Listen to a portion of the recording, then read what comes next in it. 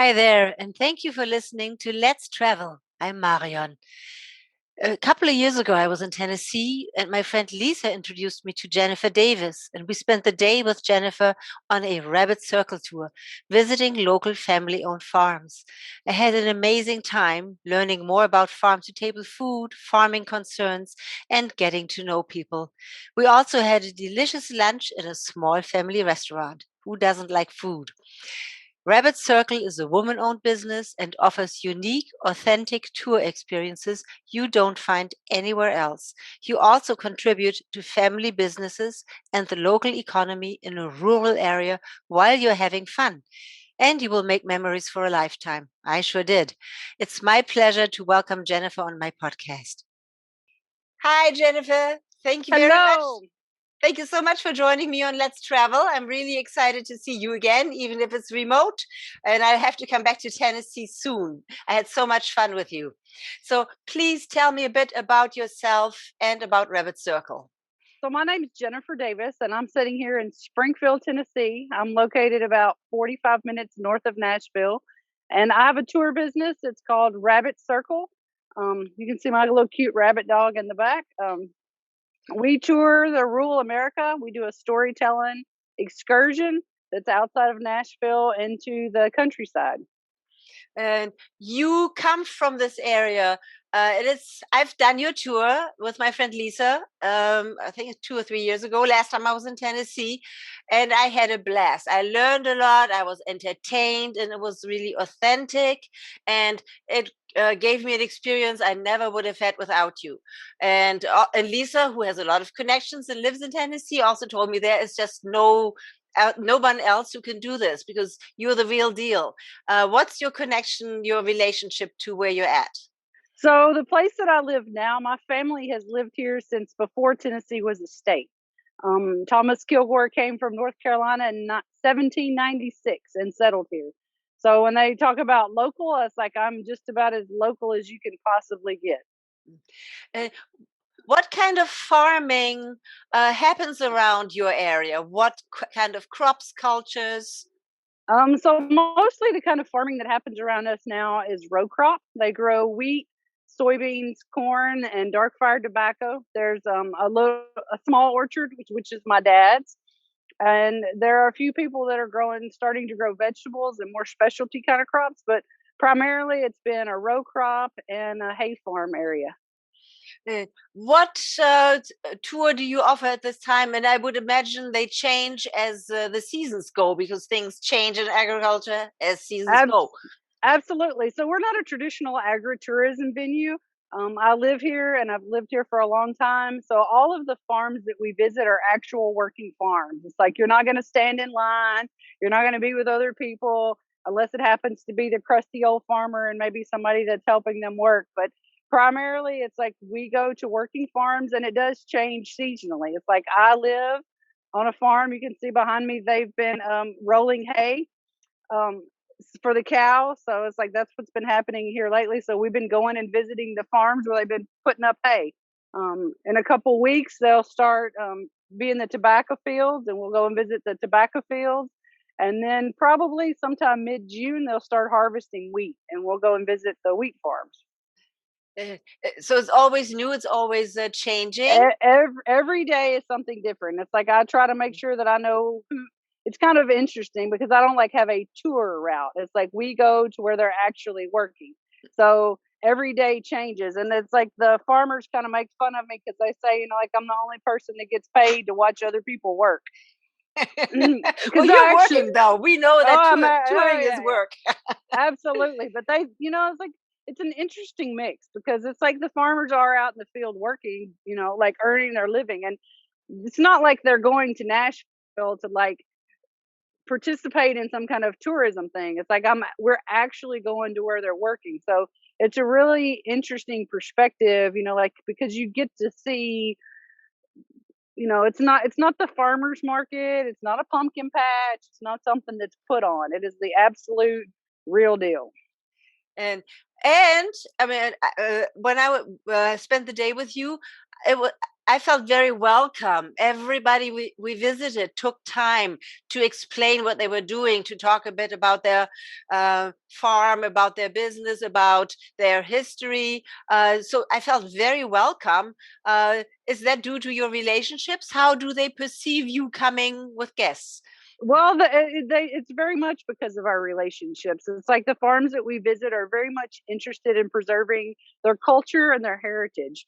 And it's like they're not writing books and they're not writing blogs and bringing tourists. It's like they're farming. It's like I've had a couple of the older farmers come to me, and at first I thought, oh my gosh, they're going to come and bless me out and tell me not ever to come over here. And what do you think you're doing?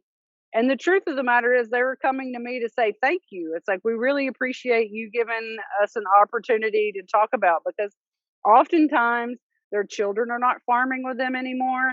And the community that's surrounded by farming has become very isolated. And there's a lot of nostalgia in farming communities and farming histories. And it's not something that you see at the farmers market. It's very much about those kinds of relationships, like they don't want their way of life to be forgotten, even though it's changing quickly.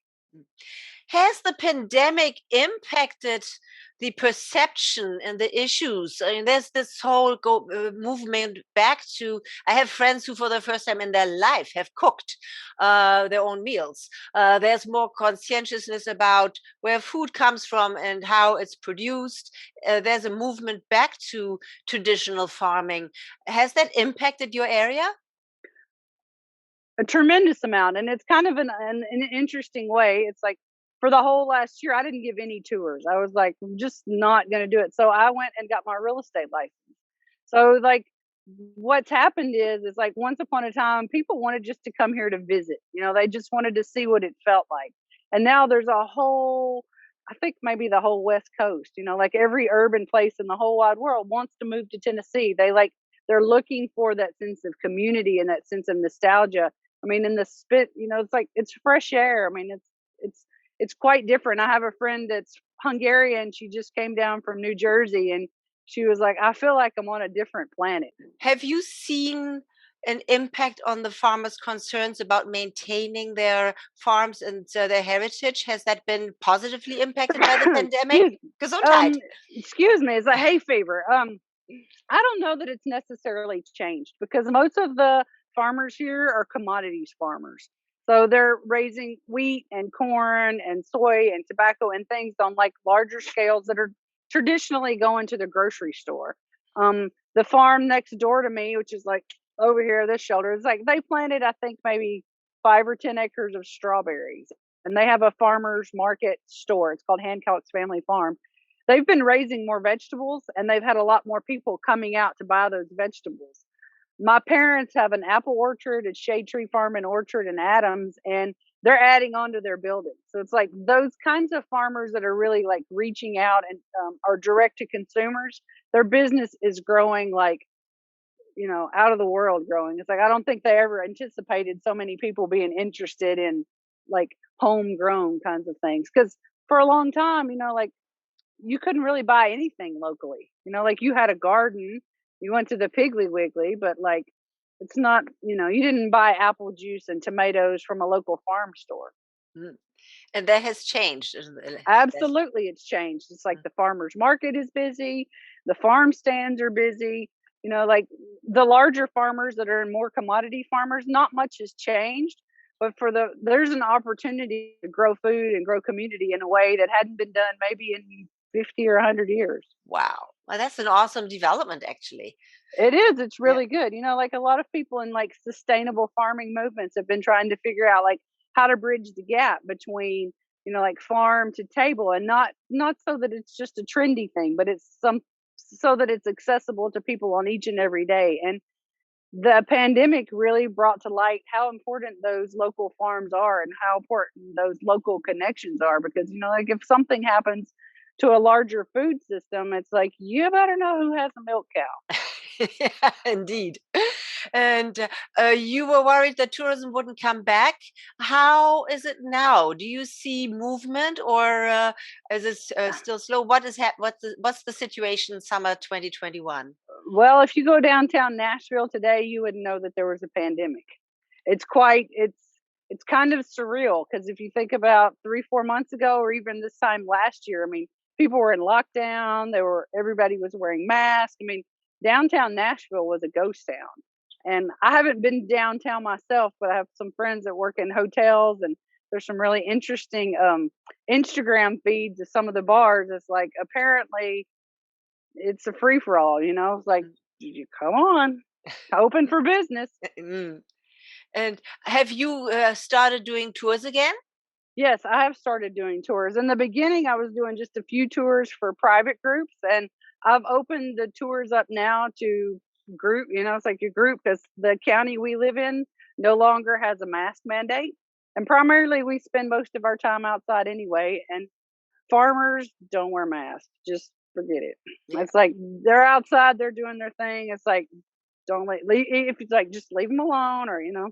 um, Yeah, but also you're outside and not exactly shoulder to shoulder, so you have a no, safe it's like, distance automatically, and you're automatically in an aerated area.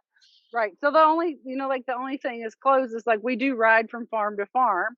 Mhm. And when you come that we're going to be in a truck with possibly seven other people. And, most people have been vaccinated and are pretty generally safe. It's like, I don't feel uncomfortable at all.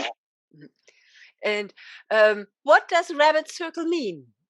So It's something rabbits we are city folks don't quite understand. Yeah, so when you go rabbit hunting, it's like when I was a little girl, I used to ride horses with my granddaddy. And always when we would go on these trips, like out trail ride, he would tell me a story.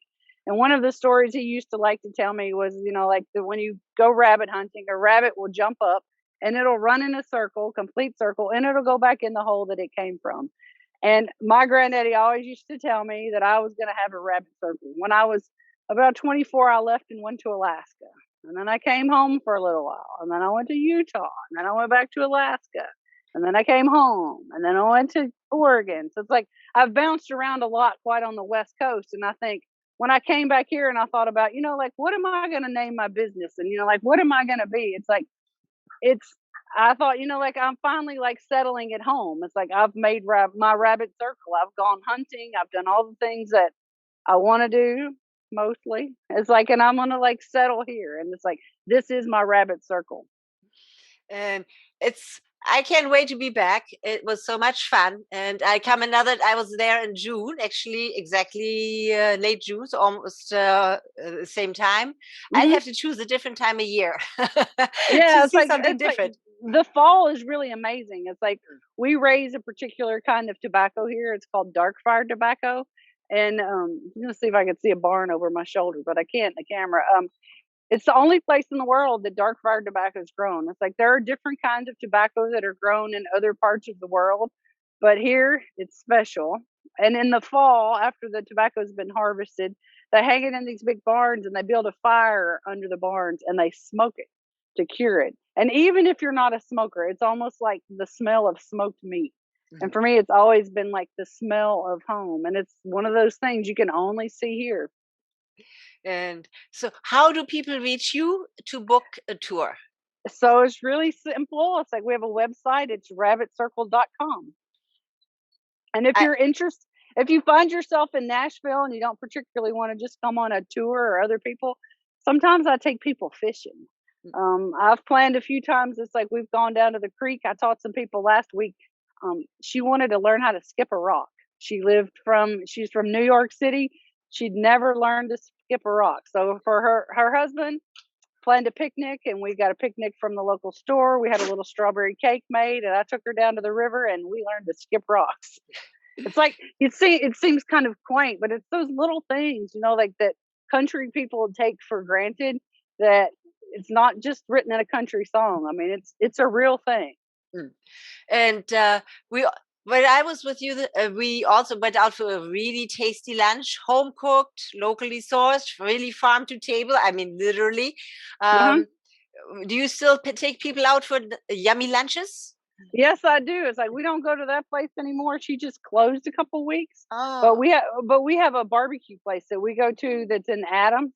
It's called Adams Station, and it's just sometimes when you come on Mondays, we go to the Stockyard. They make a really good cheeseburger, which Mhm.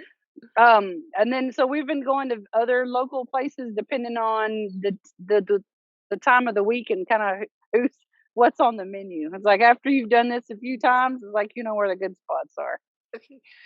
So good food, incredibly interesting tours, and always something fresh and new. So description below, contact information will be also in the description of the podcast and the YouTube description.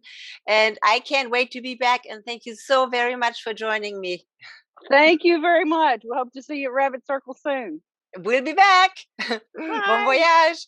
Bye.